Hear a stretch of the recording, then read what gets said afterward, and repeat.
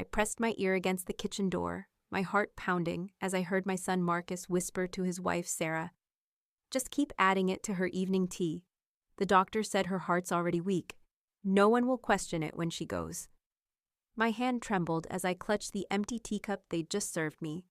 The same cup I'd been drinking from every night for months, never knowing they were slowly killing me with antifreeze. My name is Eleanor Whitman, and at 73 years old, I thought I'd seen everything life could throw at me. 45 years of marriage to Harold, decades as the head librarian at Millbrook Public Library, and raising my son Marcus in the same Victorian house where I still lived. Harold passed away 8 months ago, heart attack. Quick and merciful, the doctor said. I was still learning how to be alone when Marcus showed up at my door with his wife Sarah and 2 suitcases. "Mom, we want to take care of you," he'd said. That concerned son expression I'd seen him practice in mirrors as a teenager. Sarah nodded beside him, all gentle smiles and soft-spoken worry. "We can save money for our own house while helping you through this difficult time." Makes sense, right? A grieving widow getting support from her family. The house felt too big anyway, too quiet without Harold's morning coffee routine and evening news commentary.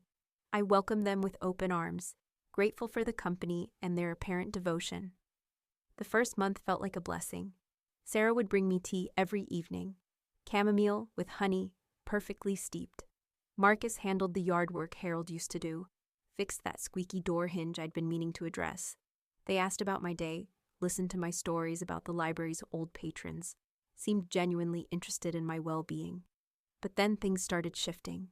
The fatigue hit me like a truck in month 2. I'd wake up exhausted, drag myself through simple tasks that used to be effortless. Sarah suggested it was grief taking its toll, that I should rest more, let them handle the grocery shopping and errands. Marcus agreed, adding that stress could be dangerous for someone my age. Well, they weren't wrong about stress being dangerous. They just didn't mention they were the ones providing it. The nausea started next, queasy mornings, dizzy spells that left me gripping door frames. "Maybe you should see Dr. Peterson," Sarah would suggest after each episode, her voice dripping with concern. Marcus would nod gravely, mentioning how quickly health could decline in elderly patients. Strange how they both seemed to know so much about geriatric medicine suddenly. Let's not forget their sudden interest in my finances. Casual questions about my will, my bank accounts, the house deed. "Just want to make sure everything's organized, Mom," Marcus would say. "You know, in case something happens." Sarah would add helpful suggestions about power of attorney, about making things easier for everyone involved. The weird part is how attentive they became about that evening tea ritual. If I forgot to drink it, Sarah would gently remind me. If I set it down half-finished, Marcus would encourage me to drain the cup. "It's good for you, Mom.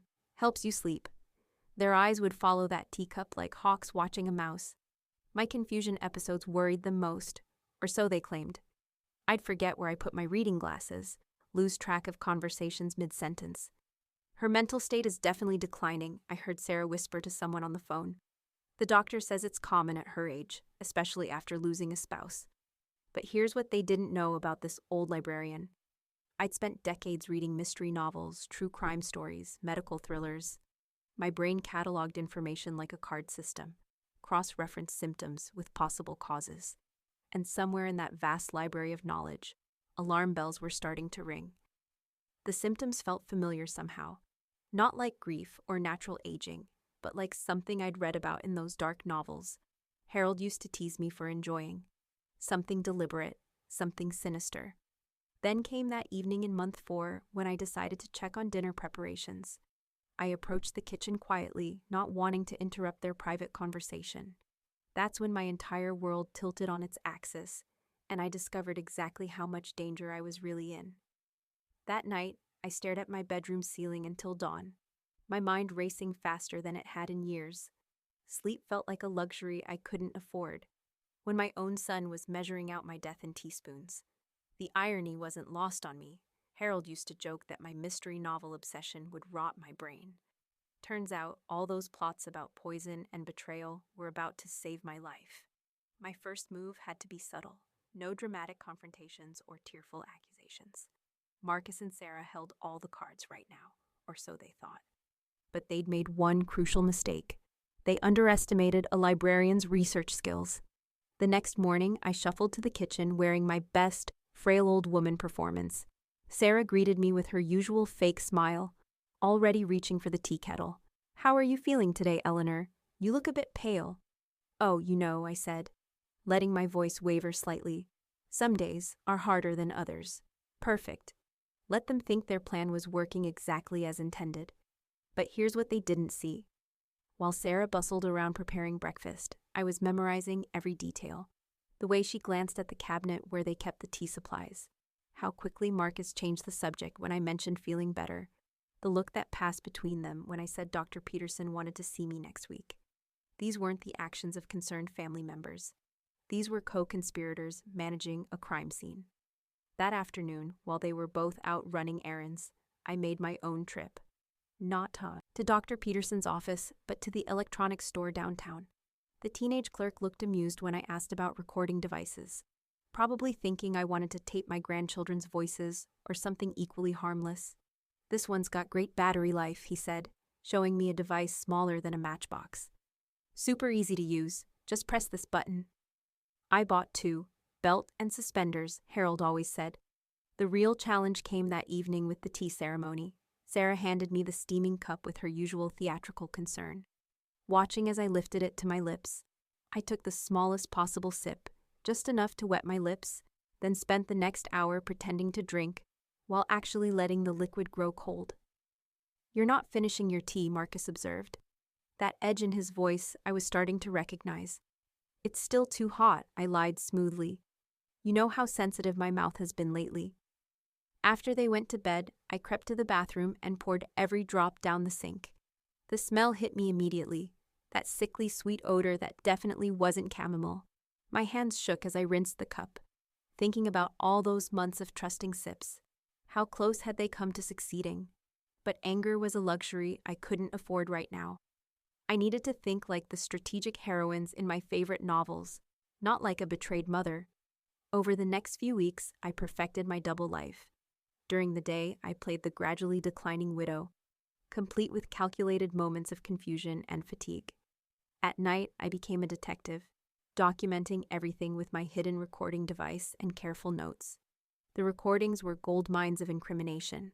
Marcus complaining that I wasn't progressing fast enough.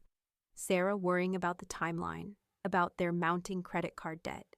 Arguments about dosage levels and whether they should try a different approach.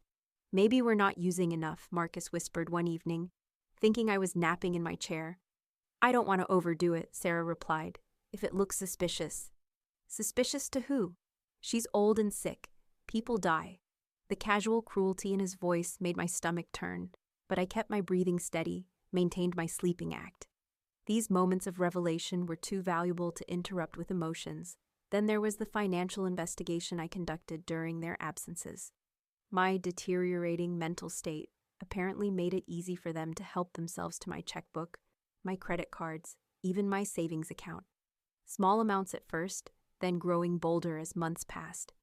They'd been planning this for longer than I initially realized. Probably started the moment Harold's funeral ended, and they saw dollar signs instead of grief. The hardest part was watching their relationship crumble under the pressure of attempted murder. Turns out, slowly killing someone puts strain on a marriage. Who knew? Sarah started jumping at every phone ring, convinced the police were onto them. Marcus grew irritated with her paranoia, snapping about her weak stomach for necessary tasks. Their whispered fights became daily entertainment, though I felt sorry for what Sarah had become. She wasn't evil like Marcus, just weak and greedy enough to go along with his schemes. "This was your idea," she hissed one night after a particularly tense dinner. "You didn't exactly object when I mentioned the inheritance money," Marcus shot back. "I thought you were joking. I never thought you'd actually—" "What? Actually care about our future? Actually try to solve our problems?" Their problems, apparently, were my continued existence and their own crushing debt.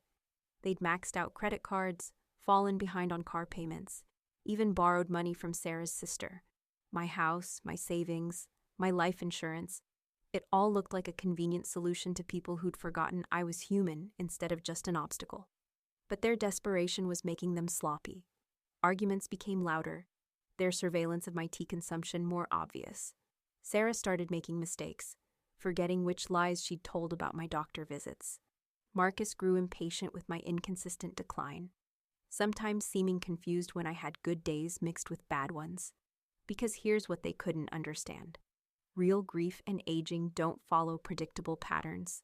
Some days I genuinely felt terrible, missing Harold and struggling with loneliness. Other days, the thrill of outwitting them gave me energy I hadn't felt in months. My revenge was working better than I dared hope. Not only was I building an airtight case against them, but they were destroying themselves with paranoia and guilt. Sarah had developed insomnia, jumping at shadows and second-guessing every decision. Marcus was drinking more, his temper shorter, his patience with his wife's concerns non-existent. The only question left was timing. How long could I maintain this charade before they either succeeded by accident or switched to more direct methods? I'd caught Marcus researching household accidents online, reading about falls and medication overdoses.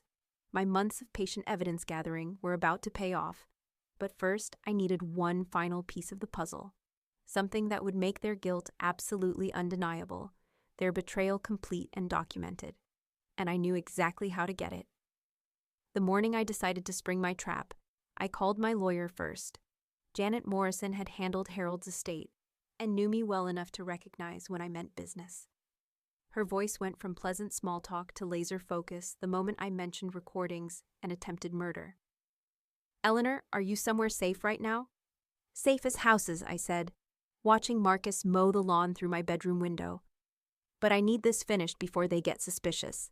Janet connected me with Detective Rivera, who initially sounded skeptical about a 73-year-old woman conducting her own murder investigation. That skepticism evaporated when I played him 30 seconds of Marcus discussing antifreeze dosages. The silence on his end stretched so long, I thought the call had dropped. "Mrs. Whitman, we need you to come in immediately." "Not yet," I said. "I want them caught red-handed. No chance for lawyers to claim coincidence or frame jobs." The plan we hatched was beautifully simple. I would stage a dramatic collapse that evening, complete with convulsions and obvious poisoning symptoms. Marcus and Sarah would panic, and while they scrambled to dispose of evidence, police would be watching from the house across the street. Rivera worried about the risks. What if they don't react the way you expect? What if they call an ambulance instead of covering their tracks? I laughed, surprising myself with how bitter it sounded. "Detective, you haven't been listening to my recordings carefully enough. These two are more concerned about prison than my pulse." That afternoon felt surreal. Sarah fussed over me more than usual, probably sensing something different in my energy. Marcus kept checking his phone, muttering about work stress. Neither of them suspected their elderly victim was orchestrating their downfall from her favorite armchair. The evening tea ritual played out exactly as rehearsed. Sarah brought the steaming cup with extra honey, mentioning how it would help me sleep better. Marcus hovered nearby, both of them watching my every sip with predatory attention. I drank more than usual, letting the poisoned liquid actually touch my tongue this time. The taste was unmistakably wrong, metallic and sharp beneath the chamomile sweetness. Amazing how months of fake sipping had trained my palate to detect their murder weapon. 20 minutes later, I began my Oscar-worthy performance. It started with hand tremors, progressing to slurred speech and difficulty breathing. Sarah's face went white as paper. Marcus started pacing, running hands through his hair like he always did when stressed. "Should we call 911?" Sarah whispered, though her tone suggested she already knew the answer. "Are you insane?" Marcus snapped. "They'll test her blood. They'll find the—" He stopped himself, but the damage was done. My hidden recording device caught every word, every panicked breath, every moment of their guilty scrambling. What happened next exceeded even my expectations for their selfishness. Instead of helping me as I writhed on the floor, they immediately started arguing about evidence disposal. Marcus ran to the kitchen, frantically searching for antifreeze containers. Sarah stood frozen, watching me convulse, while calculating how much trouble they were in. "Help me move her to the bedroom," Marcus ordered. "Make it look like she died in her sleep. She's still breathing, not for long. Just help me lift her." The casual way he discussed my impending death while I was supposedly dying 3 feet away revealed exactly who my son had become. This wasn't grief or desperation anymore. This was cold-blooded murder management. That's when Detective Rivera's team moved in. The front door burst open just as Marcus was grabbing my ankles. Sarah screamed. Marcus dropped my legs and bolted toward the back exit, where more officers waited with handcuffs and broad smiles. Their mutual betrayal started immediately. "She made me do it," Sarah sobbed, pointing at Marcus while he was still being read his rights. "He threatened to leave me. He said his mother was dying anyway." Marcus's response was equally charming. "I never forced anyone. Sarah's the one who researched antifreeze poisoning. Check her browser history." Watching them destroy each other with accusations and blame felt like justice served with a side of dark comedy. These two people had spent months plotting my death, and they couldn't even maintain solidarity for 5 minutes after getting caught. The investigation revealed financial crimes that made the attempted murder look almost quaint by comparison. Bank records showed unauthorized withdrawals totaling $37,000, forged checks, identity theft, credit cards opened in my name that I'd never seen. They'd been draining my accounts for months while slowly poisoning me, covering their tracks by making me appear mentally incompetent. The prosecution had a field day with my recordings. 12 hours of Marcus and Sarah discussing murder methods, arguing about timelines, and calculating inheritance money. The jury heard Sarah research antifreeze symptoms on her laptop, while Marcus complained I wasn't dying fast enough for their mortgage payment schedule. During the trial, their marriage imploded spectacularly. Sarah's lawyer painted her as a manipulated victim. Marcus's team claimed she was the mastermind who seduced him into matricide. They testified against each other with gleeful viciousness, each trying to minimize their own sentence by maximizing their spouse's guilt. I watched from the witness stand as they destroyed what little remained of their relationship. Sarah sobbed that Marcus had threatened divorce if she didn't help kill me. Marcus countered that Sarah had researched the poison and suggested the tea delivery method. Both were right. Both were lying. Both were going to prison. The judge sentenced them to 25 years each. They'll be eligible for parole when I'm 98, assuming I live that long. Given their combined incompetence at murder, I like my odds. Their divorce papers were filed before their prison transport arrived. Sarah moved back with her sister. Marcus asked if I'd visit him in prison. I declined through my lawyer, suggesting he write letters instead. I wouldn't read those either, but it felt kinder than saying so directly. 6 months later, I'm still in my house, stronger than I've been since Harold died. The attempted murder charges made local headlines. My story went viral when someone posted the courtroom recordings online. Suddenly, every news station wanted interviews about the grandmother who outsmarted her own assassins. I've started teaching self-defense classes at the community center. Turns out lots of older women worry about family members with financial motives. We call ourselves the Silver Survivors Club, and we're booked solid through Christmas. The irony isn't lost on me that Marcus and Sarah's greed gave me purpose again. Their betrayal taught me I'm tougher than grief, smarter than desperation, and apparently more patient than attempted murderers. Harold would have loved this story. He always said I read too many mystery novels. Turns out I didn't read enough.